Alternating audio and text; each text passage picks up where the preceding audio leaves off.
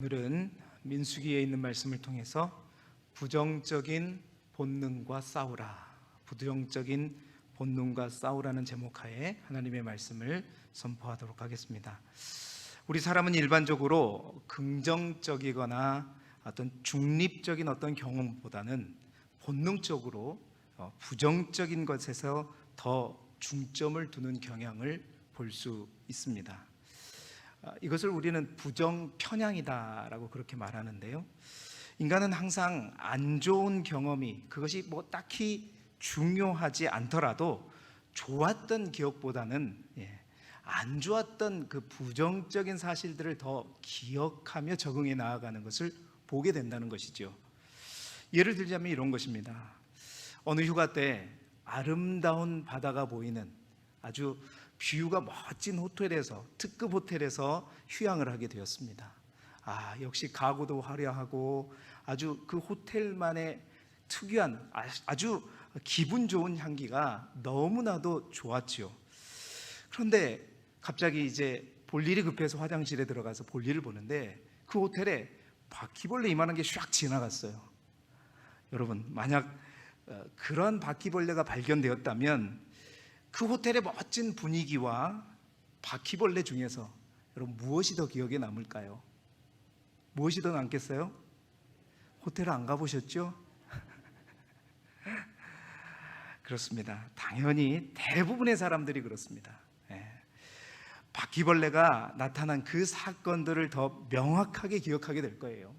그러면서 좋은 호텔에 갈 때마다 항상 뒤편에서 화장실에 가면 긴장하게 될 것입니다. 인간은 그래요. 부정적인 경험, 그것을 더 명확하게 기억하고, 또한 왜 그러냐? 그러니까 더 우리 본능적으로 우리는 더 부정적인 것에 민감하게 반응하면서 본능적으로 그렇게 치우쳐서 적응하고 자라게 되어 있다는 것입니다.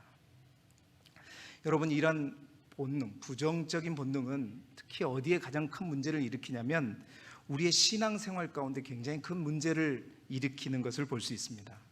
이 부정적인 본능이 우리의 경험과 우리의 지식과 생각의 도움을 받아서 영적으로 우리가 성장하는 데 있어서 그 기회를 방해하고 멈추게 하고 포기하는 작용을 한다는 것이죠. 특히 여러분, 신앙생활하는 가운데 모든 것이 우리가 원하는 바대로, 우리가 뜻하는 대로 상황이 흘러가지 않을 때, 오히려 우리가 원했던 상황보다 더 반대로 흘러가게 될 때 우리 안에 있는 이 부정적인 본능은 우리의 생각, 우리의 지각과 연동해서 그 사실, 그 문제를 믿음으로 반응해서 그것을 극복하기보다는 오히려 어떻게 해요? 눈에 보이는 현실 앞에 절망하고 낙심하면서 모든 것을 포기하게 만들어버린다는 것입니다. 그렇습니다. 영적인 성장의 절기라고 제가 말씀을 드렸죠. 이 영적인 성장의 절기인 이 시기에 우리가 영적으로 더욱더 성장하고 성숙하기 위해서 우리가 지난주부터 우리 안에 있는 잘못된 본성과 함께 싸워보자, 우리 잘못된 본성을 한번 싸워 이겨보자라는 말씀의 제하에 지난주에 첫 번째는 우리 안에 있는 위선과 싸우자고 말씀드렸는데, 여러분, 우리가 영적으로 성장하기 위해서 반드시 우리가 또한 싸워야 할 우리의 잘못된 본성이 있습니다. 그것은 뭐냐? 우리 안에 있는 뭔가 부정적인 생각, 부정적인 본능이라는 것이죠. 왜 이겨야 되느냐? 그것을 이겨야지만 우리가 영적으로 성장할 수 있기 때문입니다. 오늘 본문은 바로 인간의 그러한 대표적인 부정적인 본능에 의해서 한 민족이 그릇된 결정을 함으로써 이스라엘 백성들이 광야에서 40년 동안의 순환이 시작되는 사건을 설명하고 있는 본문의 말씀입니다. 잘 아시듯이 여러분, 이스라엘 백성들은 하나님께서 약속해 주신 적과 꿀이 흐르는 가나안 땅을 가기 전에 가데스라고 하는 곳에서 12명의 정탐꾼을 40일 동안 보내죠. 그래서 40일 동안 그 가나안 땅을 정탐하게 한 후에 그 12명의 인원들을 통해서 보고를 받게 됩니다. 그 12명의 인원은 같은 장소를 또 같은 기간 동안 정탐하였죠. 그리고 객관적인 사실을 근거로 분명하게 그 정탐한 사실들과 함께 자신들의 해석을 덧붙여서 이제 보고하게 되는데요. 그들이 보고한 내용들이 민수기 13장 27절 28절에 나와 있습니다. 민수기 13장 27절 28절에 의하면 그들의 보고는 첫 번째 그거예요. 27절에 말한 건 그 땅에는 젖과 꿀이 흐르는데 이것은 그 땅의 과일입니다.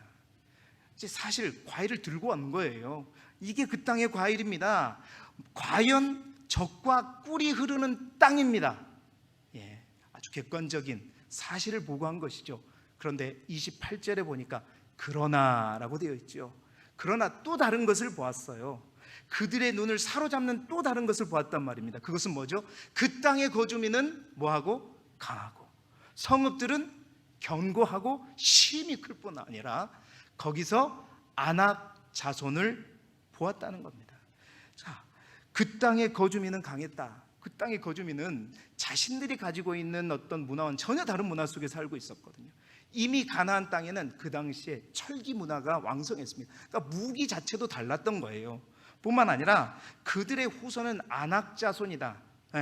거인들의 족속, 키가 엄청나게 크는, 그러니까 겉으로 보기에는 너무 우리가 작게 보인다는 사실이죠. 좋은 땅입니다. 그리고 큰 성읍이 있어요. 그런데 큰 사람들이 있었고 그들의 무기는 엄청난 무기를 가지고 있어요. 결론은 뭐냐? 우리가 도저히 우리 힘으로는 그곳에 다다를 수, 그곳을 정복할 수 없다는 것이었습니다.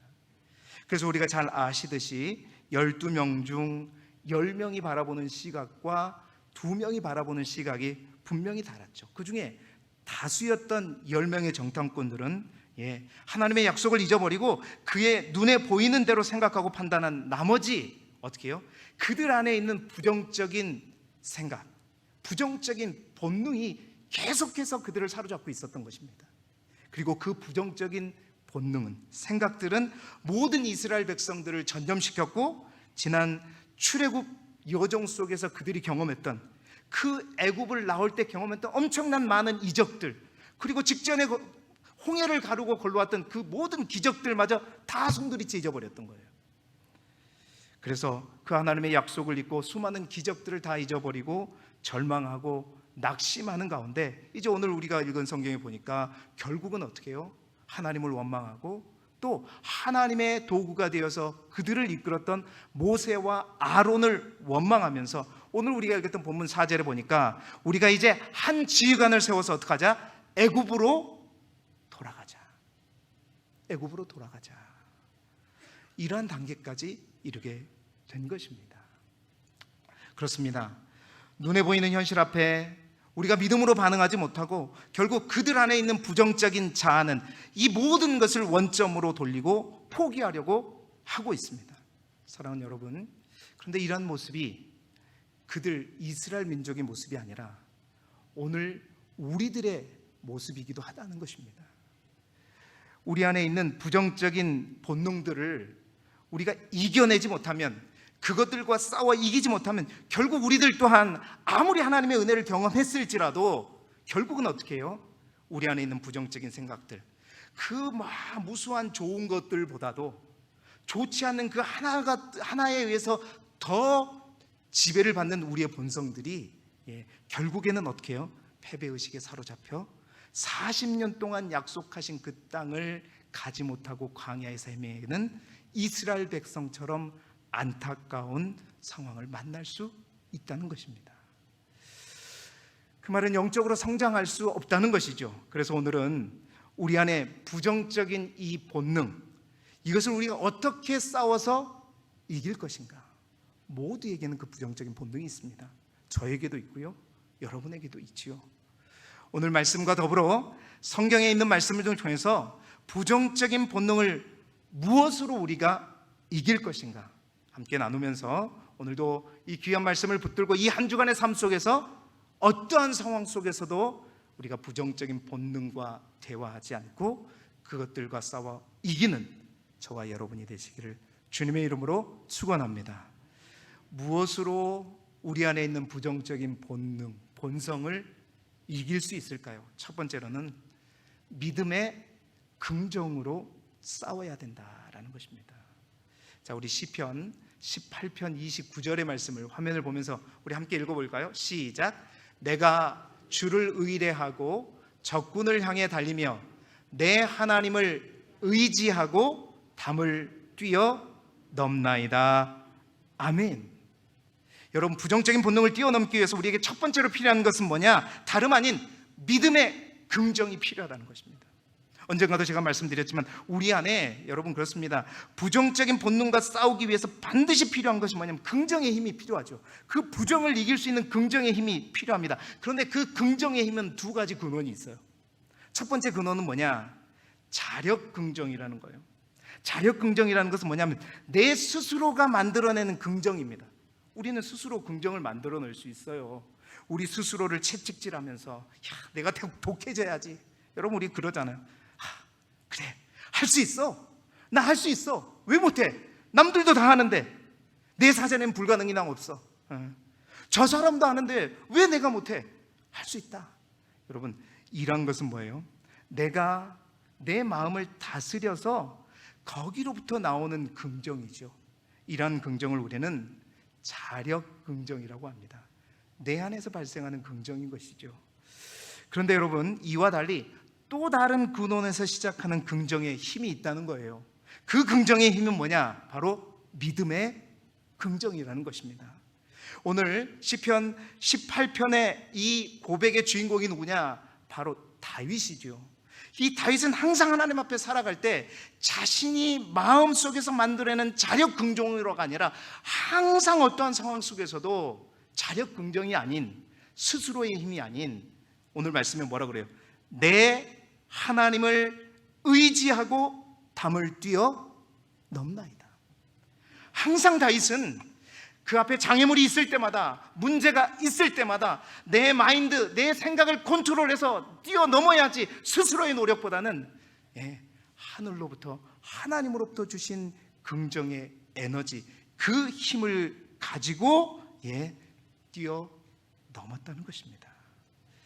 여러분, 하늘로부터 부어지는 긍정의 힘이 뭐냐? 바로 믿음의 긍정인 것입니다.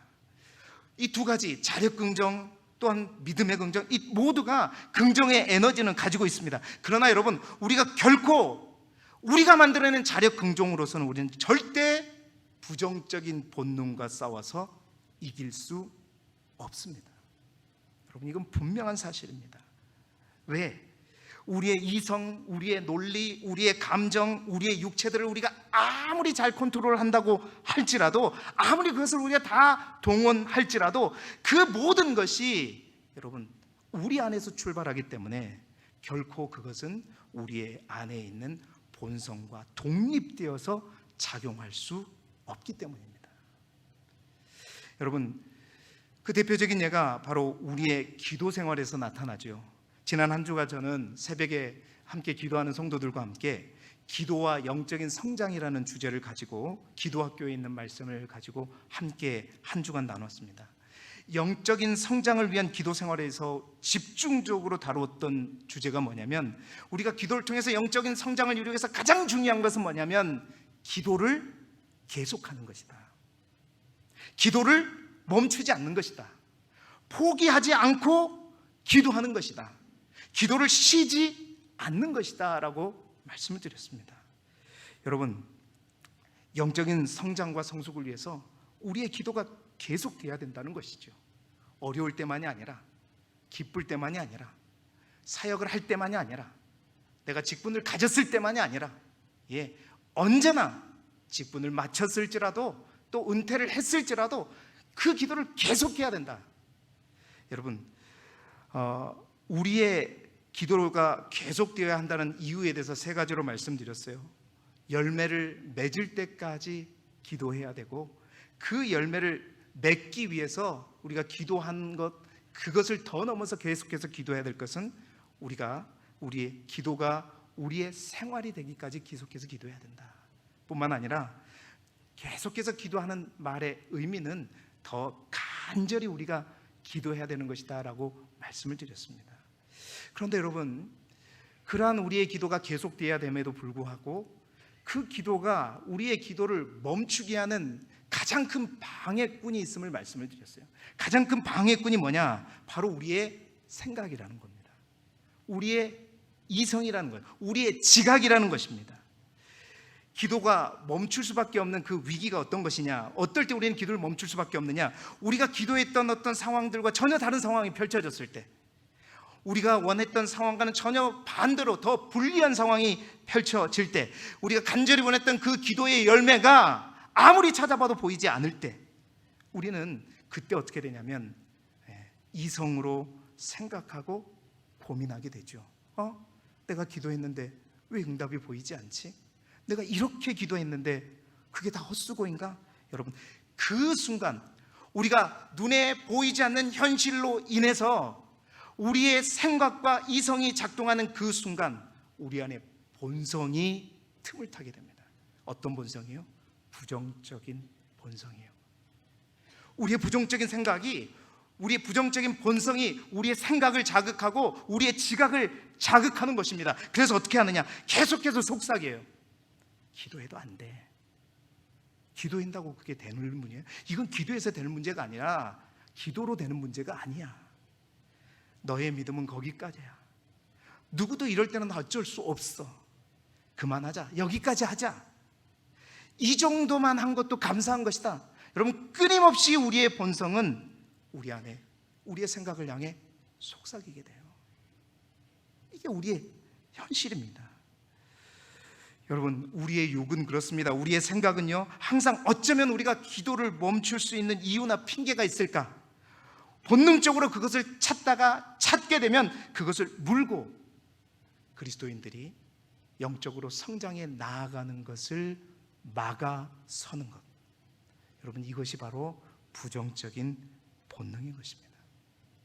여러분, 기도는요, 생각으로 하는 것이 아니라 기도는 어떠한 상황에도 불구하고 믿음으로 순종하는 것이다.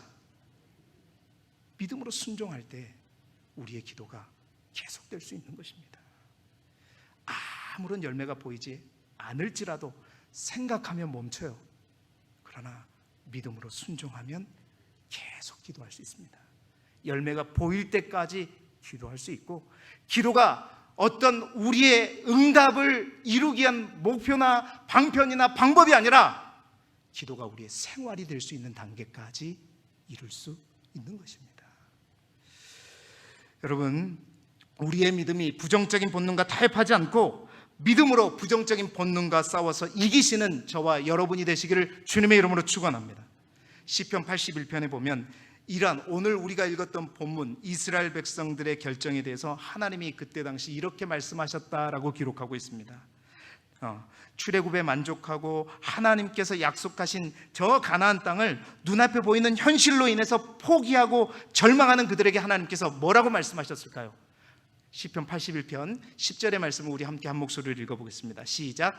나는 너를 애굽 땅에서 인도하여 낸 여호와 내 하나님이니 내 입을 크게 열라 내가 채우리라 하였으나. 여러분, 하나님이 그때 당시 이 시편 기자를 통해서 분명히 고백하는 것은 너희가 그 광야에서 항상 너희 앞에 시험거리가 나오고 절망이 나오고 아픔이 나왔을 때 내가 너희에게 분명히 말했다. 내 입을 크게 열라. 나는 너를 애굽 땅에서 인도하여낸 내 여호와 내 하나님이다. 내가 너희를 위해서 행한 모든 이적들, 기적들을 기억하고 내가 너희에게 약속한 그 말씀들을 기억하라. 그것을 기억하고 내 입을 크게 열라 내가 채우리라 하였으나, 이 말은 그랬다는 거예요? 그렇지 않았다는 거예요? 그렇지 않았다는 것입니다. 사랑하는 성도 여러분, 믿음의 긍정으로 싸우라는 말은 다른 말이 아닙니다. 내 입을 더 크게 열라는 말입니다. 내 입을 더 크게 열므로 나아갔던 사람이 그 12명의 정탐꾼 가운데 10명이 아닌 2명, 바로 여호수아와 갈렙이었던 거예요. 그들은 얘기했습니다. 하나님이 기뻐하시면 우리가 이 어떠한 땅일지라도, 그들이 안악조선이 있고 그들이 성읍이 크고 견고할지라도 하나님이 우리와 함께 하시기에 그들은 우리의 밥이다 말씀할 수 있는 거예요. 그렇습니다. 내 입을 크게 열라, 이 말은 더 큰 믿음으로 나아가라는 것입니다. 더 적극적인 믿음으로 나아가라는 거죠. 또한 더 간절한 믿음으로 이겨내라는 것입니다. 작은 믿음, 반쪽 믿음, 현실에 타협하는 믿음이 아니라 더 큰 믿음으로, 더 큰 믿음의 긍정으로 싸우라는 것이죠. 사랑하는 성도 여러분, 그렇습니다.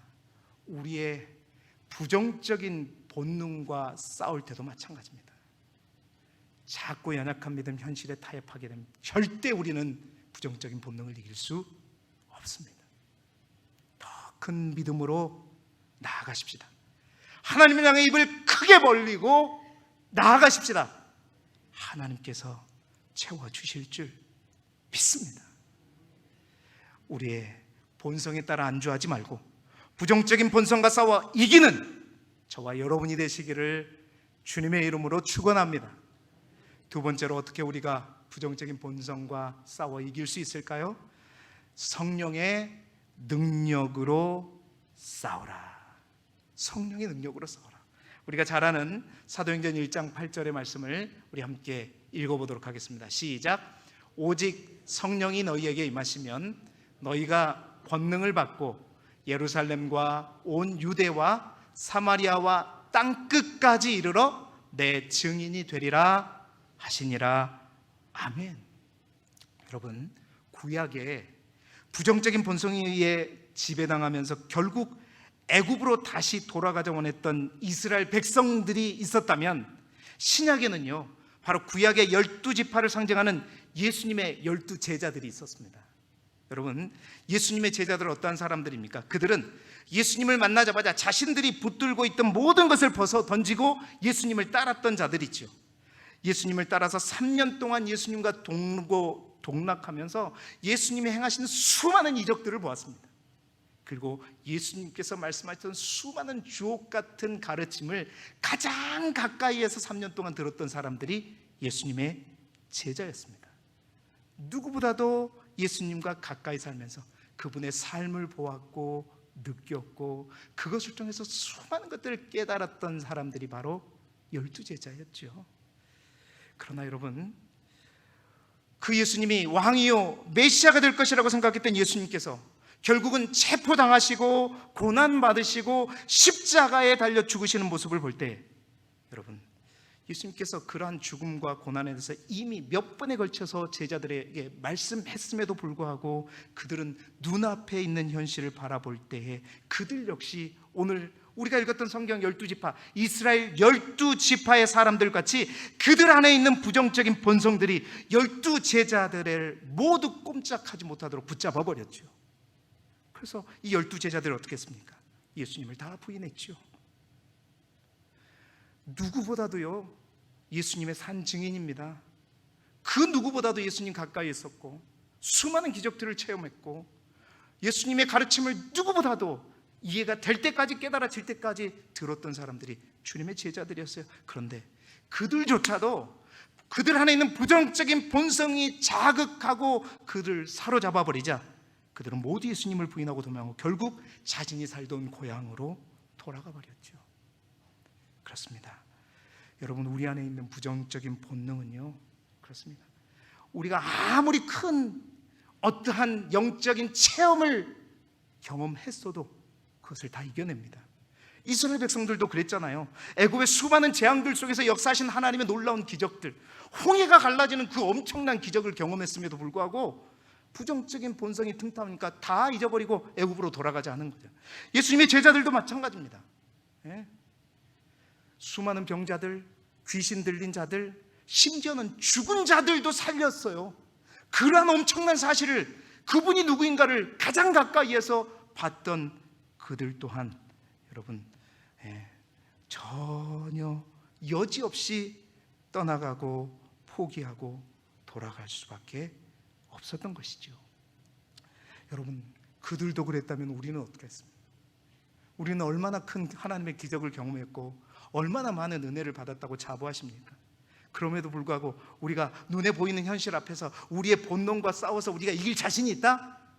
결코 우리의 힘으로는 이길 수 없습니다. 그렇다면 이 제자들이 어느 때에 그 모든 상황들을 본능과 부정적인 자아와 타협하지 않고 이겨낼 수 있었는가? 그 약속의 말씀이 바로 우리가 읽었던 사도행전 1장 8절의 말씀이에요. 오직 성령이 너희에게 임하시면 너희가 권능을 받고 예루살렘과 온 유대와 사마리아와 땅끝까지 이르러 복음을 전하게 될 것이다. 여러분, 성령이 우리 안에 역사하실 때 제자들에게 하나님의 성령께서 각 사람 가운데 그들 마음 가운데 임하시고 이제 그 성령께서 그들을 주장하시고 지배하실 때 여러분, 그들은 그들 안에 있는 부정적인 자아, 본능으로부터 자유케 될 수 있었던 것입니다. 여러분, 우리가 부정적인 본능에 사로잡히지 않기 위해서는 그것보다 더 강한 힘과 능력에 사로잡히면 되는 것이죠. 그것이 뭐냐? 성령의 권능인 것입니다. 성령이 임하자 그들은 한계를 넘게 되었습니다. 자신들의 한계, 예루살렘도 넘고 유대도 넘고 사마리아도 넘고 땅끝까지 갈 수 있었던 것입니다. 성령의 능력으로, 성령의 권능으로 부정적인 본능과 싸울 때 여러분, 우리는 반드시 우리 안에 있는 한계를 넘어설 수 있는 것이죠. 여러분, 수십 년 교회 다닌다고 이길 수 있는 것이 아닙니다. 신학교에서 전체 수석을 한다고 해서 이길 수 있는 게 아닙니다. 신학 박사 학위를 몇 개 가졌다고 해서 이겨낼 수 있는 것이 아니고, 교회에서 어떠한 가장 중요한 직분을 가졌다고 해서 그것이 우리의 부정적인 자와 싸워 이기게 만드는 것이 아닙니다. 결코 이겨낼 수 없습니다.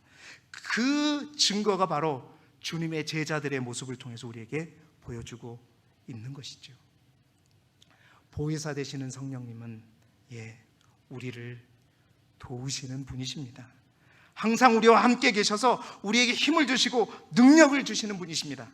여러분, 그것을 우리가 확신하고 그분, 우리 성령님께서 주시는 힘과 권능과 능력으로 사로잡히면 우리는 흔들리지 않고 우리 안에 있는 부정적인 자아를 반드시 이길 수 있는 것입니다. 사랑하는 성도 여러분, 성령의 충만함을 사모하시길 바랍니다.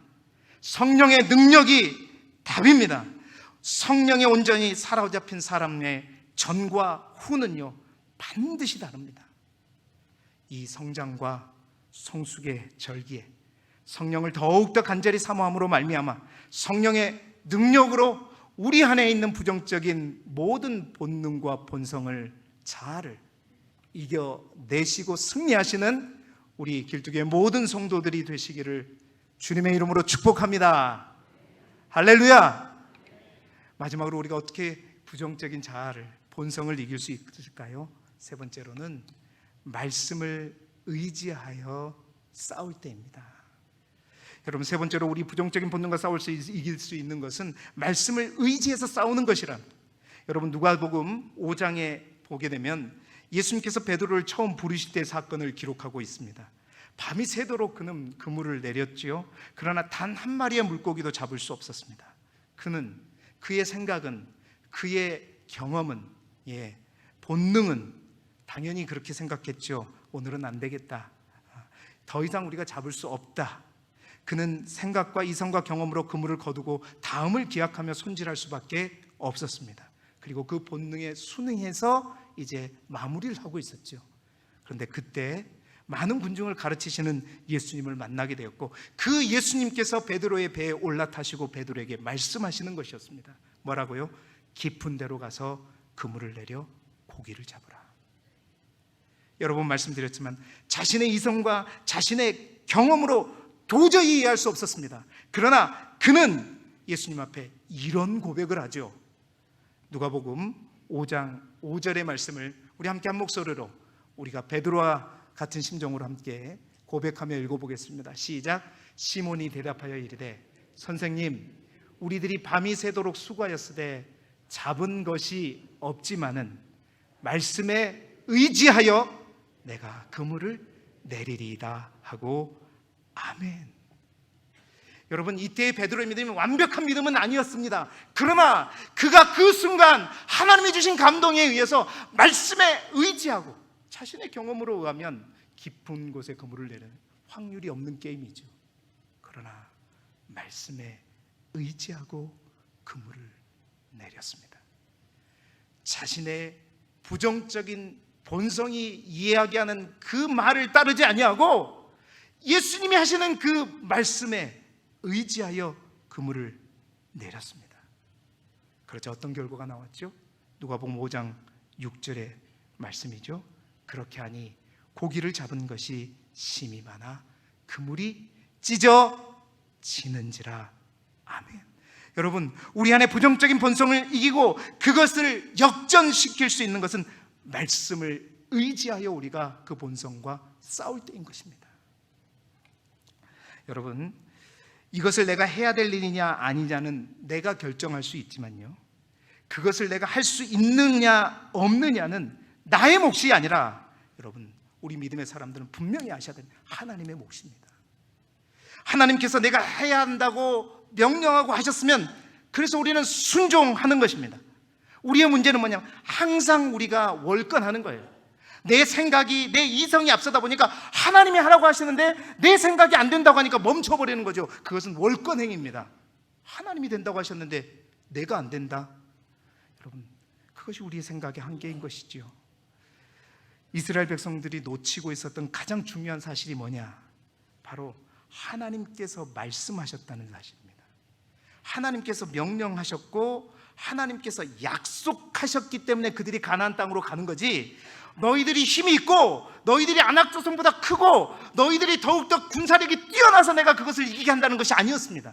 그들은 그것을 잊어버린 것입니다. 하나님이 약속하셨거든요. 하나님이 그 약속을 주시고 끌어내셨거든요. 우리가 왜 가야 하는가? 이에 대한 근거가 하나님의 약속이 있음에도 불구하고 부정적인 본능은 눈에 보이는 현상을 바라보면서 그들의 경험과 생각으로 이를 판단하려고 하니 그 말씀을 그들은 잊어버린 것이죠. 그렇습니다. 우리의 부정적인 본능을 이기기 위해서 꼭 필요한 한 가지는 모든 상황 속에서 우리가 하나님의 약속, 하나님의 말씀을 개입시키는 것입니다. 여러분, 눈에 보이는 현실만 바라보면 우리의 본성은 현실에 의해서 완전히 지배받게 되고 말씀을 붙들고 그 말씀을 붙잡고 그 말씀을 통해서 현실을 바라보게 되면 또 다른 것들이 보이게 된다는 것입니다. 여러분, 어떤 안경을 쓰고 보느냐에 따라서 똑같은 것을 보더라도 보이는 것이 달라지는 것입니다. 우리가 예수 그리스도를 믿는 사람일지라도 항상 세상의 안경을 쓰고 우리의 삶과 세상을 바라보게 되면 항상 우리는 좋을 때도 있죠. 그러나 흔들릴 수밖에 없습니다. 세상 사람들이 보는 것밖에 볼 수가 없습니다. 그러나 여러분, 우리가 약속의 말씀을 붙들고 하나님의 말씀의 안경을 쓰고 세상을 바라보면 이 세상을 주관하시는 하나님이 보이게 될 것이고, 또한 이 세상 속에서 세상 사람들이 볼 수 없는 이 세상 속에 역사하시는 하나님의 질서를 보게 되는 것입니다. 무엇을 먼저 볼 것이냐가 중요해요. 상황을 먼저 볼 것이냐, 현실을 먼저 볼 것이냐, 주의 말씀을 먼저 볼 것이냐. 말씀을 먼저 보고 그 말씀의 안경을 통해서 세상을 바라보게 되면 여러분, 이 세상이 정복되어지듯이 여러분, 우리의 본성과 부정적인 본성과 싸울 수 있는 유일한 우리의 무기는 하나님의 말씀입니다. 그래서 히브리서 기자는 히브리서 4장 2절에 이렇게 말씀하셨죠. 함께 읽어보겠습니다. 시작. 그들과 같이 우리도 복음 전함을 받은 자이나 들은 바 그 말씀이 그들에게 유익하지 못한 것은 듣는 자가 믿음과 결부시키지 아니함이니라. 여러분, 기록된 말씀이 아무리 많아도 여러분, 그 말씀을 우리가 믿음과 결부시키지 아니하면 그 말씀은 그저 좋은 말씀일 뿐입니다. 세상 사람들이 바라보는 그냥 성경책일 뿐인 것입니다. 그러나 우리가 믿음과 결부시켜서 그 말씀을 붙들고 나아가게 되면 우리 앞에는 어떠한 대적들도 그 말씀의 검을 가지고 반드시 싸워서 이기게 될 줄 믿습니다. 우리의 부정적인 자, 끊임없이 12제자조차도 넘어뜨리는 부정적인 본성을 이길 수 있는 것은 주의 말씀에 검을 들고 그들과 싸우는 것이죠. 사랑하는 성도 여러분, 부정적인 본능은 결코 쉬운 상대가 아닙니다. 결코 우리가 보고 듣고 느끼고 사고한 그것으로는 우리의 부정적인 본성을 절대 이길 수 없습니다. 믿음으로 싸워야 하고 성령의 권능으로 싸워야 하고 말씀에 의지하여 싸울 때 우리가 부정에 편향된 자아를 이기고 어떠한 상황 속에서도 성장이 멈추지 않는 생명력이 있는 그리스도인이 될 줄 믿습니다. 이 한 주간도 부정적인 본능의 어떠한 위협에도 결코 물러서지 아니하고 믿음과 성령과 말씀으로 승리하는 저와 여러분이 되시기를 그리스도 예수 이름으로 축원합니다.